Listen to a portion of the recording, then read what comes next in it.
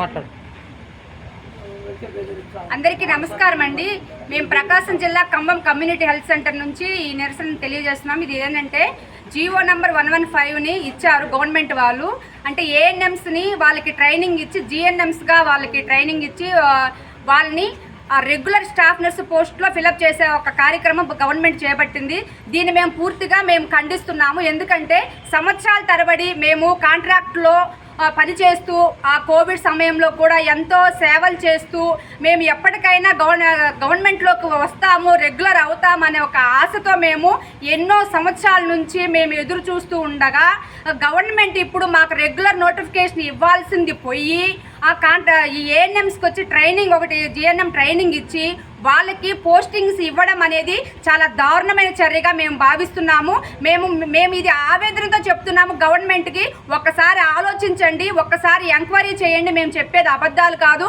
దాదాపు నాకులాగా మా స్టాఫ్ అందరూ ఎంతమంది అయితే కాంట్రాక్ట్లో పనిచేస్తున్నారో గవర్నమెంట్ సెక్టార్లో వాళ్ళందరినీ వెంటనే రెగ్యులర్ చేయాలని మాత్రం మేమందరం కోరుచున్నాము.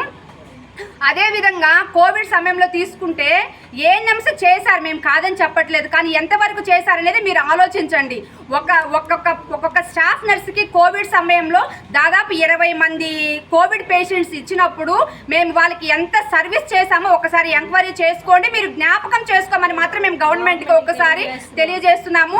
ఒక్కసారి కిట్ వేసుకుంటే దప్పికైనా ఇంకేదన్నా వచ్చినా కూడా ఇంకా తీయడానికి లేదు.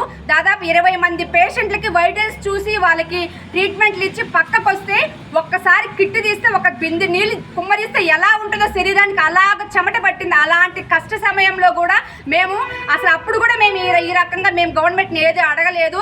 ఇన్ని సంవత్సరాలు అప్పుడప్పుడు మేము మాకు రెగ్యులర్ చేయండి, నోటిఫికేషన్ ఇవ్వండి అని చెప్పి మేము అడిగామే, కానీ ఏ రోజు కూడా మేము మొత్తం సర్వీసెస్ నిలిపివేసి ఎప్పుడు మేము ధర్నాలు కానీ నిరసనలు కానీ చేయలేదు.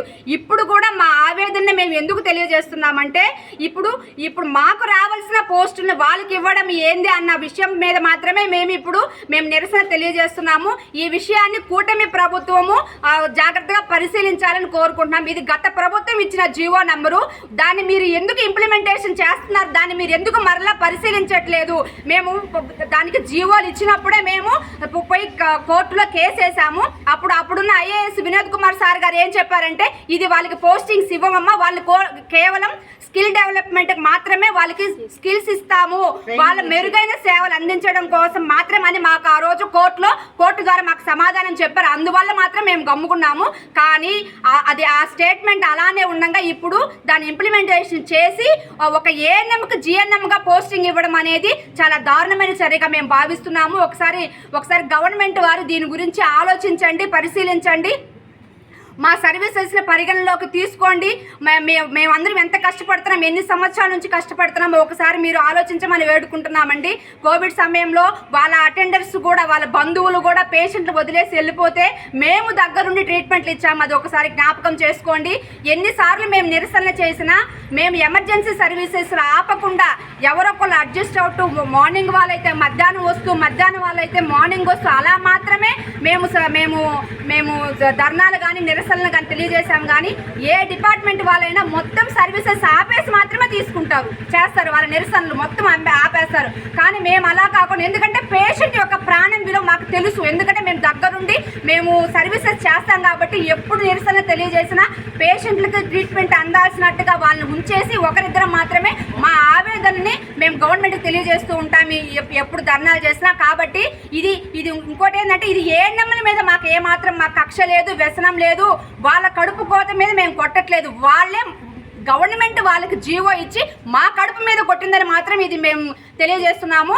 ఇప్పుడు మీడియా ముఖంగా ఏఎన్ఎంస్కి తెలియజేస్తే మా ఫైటింగ్ మీతో కాదు, ఎందుకంటే మీరు ఇవ్వలేదు జీవో, మీరు మాకు ట్రైనింగ్ ఇచ్చి మమ్మల్ని స్టాఫ్ నర్సులుగా చేయని మీరు చెప్పట్లేదు. కాబట్టి మీతో మాకేంది? మేము అడుగుతున్నాము గవర్నమెంట్ని మాకు న్యాయం చేయమని అడుగుతున్నాము, కూటమి ప్రభుత్వాన్ని మేము న్యాయం చేయమని అడుగుతున్నాము. ఇది ఒకసారి గమనించవలసిందిగా మేము కోరుకుంటున్నాము.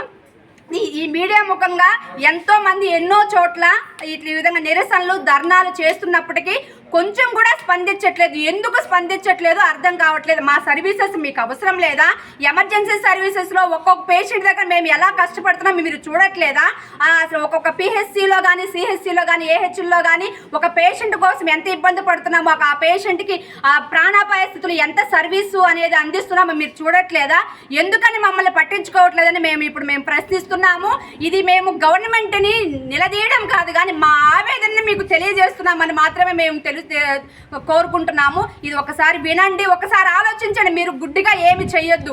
అసలు ఇంతమంది వేల మంది కాంట్రాక్ట్ స్టాఫ్ నర్సులు ఉండగా ఒక ఏఎన్ఎంకి ట్రైనింగ్ ఇచ్చి జిఎన్ఎంగా ప్రమోట్ చేయాల్సినంత గత్యంతరం ఎందుకు వచ్చింది గవర్నమెంట్కి? అదే దాన్ని మేము ప్రశ్నిస్తున్నాము. ఎందుకంటే దాదాపు 2011 నుంచి రెగ్యులర్ నోటిఫికేషన్కి నోచుకోకుండా కేవలం కాంట్రాక్ట్ మీద చాలీ జీతాలతో బిడ్డల్ని మేము అరకూర జీతాలతో మేము అలా బ్రతుకుతున్నామంటే ఎప్పటికైనా గవర్నమెంట్ మాకు రెగ్యులర్ చేస్తుంది అన్న విషయం మీద దాని నమ్మకంతోనే మేము ఇన్ని రోజులు చేస్తుంటే దాన్ని ఏమాత్రం పట్టించుకోకుండా వాళ్ళకి జీవోలు ఇచ్చేసి వాళ్ళు ఇంప్లిమెంటేషన్ చేసి మేమేం చేయాలి, మేము ఎక్కడికి వెళ్ళాలి, మేము ఇంక ఎవరిని అడగాలని మేము ప్రశ్నిస్తున్నాము, బాధపడుతున్నాము, ఆవేదన చెందుతున్నాము. కాబట్టి ఈ మీడియా ముఖంగా మేము తెలియజేసుకున్న ఒక్క విషయమే, మేము ఏఎన్ఎంస్ గురించి మాట్లాడము, వాళ్ళతో మాకు సంబంధం లేదు. గవర్నమెంట్ మాకు న్యాయం చేయండి. ఏపీలో ఉన్నటువంటి కాంట్రాక్ట్ స్టాఫ్ నర్సులు అందరికీ మీరు న్యాయం చేయాలని అడుగుతున్నాము. ఇంకో విషయం ఏంటంటే ఏఎన్ఎంకి 6 months ఇచ్చి ట్రైనింగ్ ఇచ్చి జిఎన్ఎంగా ప్రమోషన్ చేయడానికి మేము ఎందుకు చదువుకోవాలి? మేము ఉండి చదువుకోలేదు, మేము లేక చదువుకున్నాము. మా టైంలో మేము సరిగ్గా ఫీజులు కట్టలేక మేము ఎంత ఇబ్బందులు పడదా మాకు తెలుసు. ఇప్పుడు మాకు ట్రైనింగ్లు ఇచ్చి మమ్మల్ని ఎంబీబీఎస్ చేస్తారా?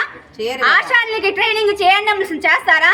మరి మేము చదువుకున్న వేస్ట్ కదా. ఎందుకు ఇంకా ఇప్పుడు స్టూడెంట్స్ నర్సులకి మీరేం చేస్తున్నారు? ఇప్పుడు బీఎస్సీ ఎంఎస్సీ జిఎన్ఎం అక్కర్లేదు, ఏఎన్ఎం చదువుకుంటే డైరెక్ట్ వాళ్ళే ప్రమోషన్